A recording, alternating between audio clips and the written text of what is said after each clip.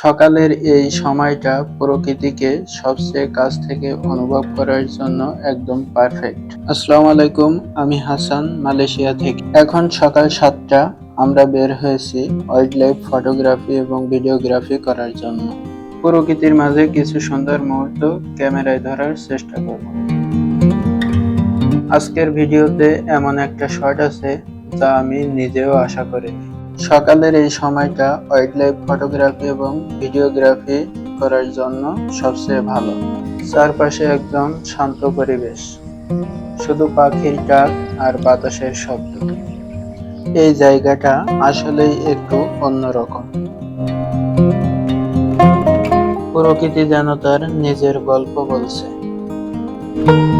Wild life photography করতে অনেক ধৈর্য লাগে, যেটা আমি ফটোগ্রাফি এবং ভিডিওগ্রাফি করতে এসে বুঝেছি। একটা ভালো শটের জন্য কয়েক ঘন্টা অপেক্ষা করতে হয়। প্রকৃতির এই সৌন্দর্য সত্যিই ভাষায় প্রকাশ করা কঠিন। এই শান্ত পরিবেশটাই আমাকে সবচেয়ে বেশি টানে।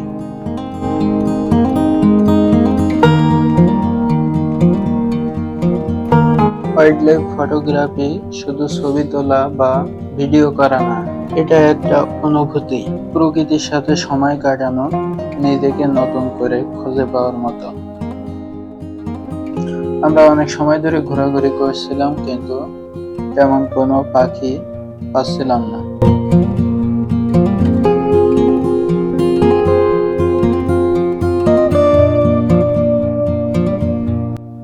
আমরা বিদেশে থাকলেও সকালের এই দৃশ্যগুলো আমাদের দেশের গ্রামের কথা মনে করিয়ে দেয়। অনেক সময় ধরে ঘোরাঘুরি করছিলাম, রোদও বেশি হয়ে যাচ্ছিল। কিছুটা দূরে দেখলাম একটি পাখি। দেখে এমন মনে হচ্ছে যেন আমাদের জন্য অপেক্ষা করছে।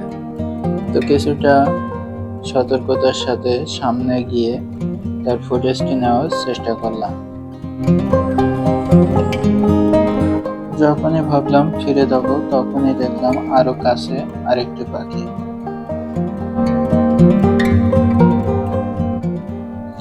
পাখিটাকে দেখে মনটা খারাপ হয়ে গেল। পাখিটার একটি পায়ে সমস্যা আছে। তারপরেও সকাল সকাল খাবারের খোঁজে বের হয়েছে। সবকিছু মিলিয়ে আজকের সকালটা সত্যিই অসাধারণ ছিল। এই মুহূর্তগুলোই জীবনের সবচেয়ে সুন্দর স্মৃতি হয়ে থাকবে।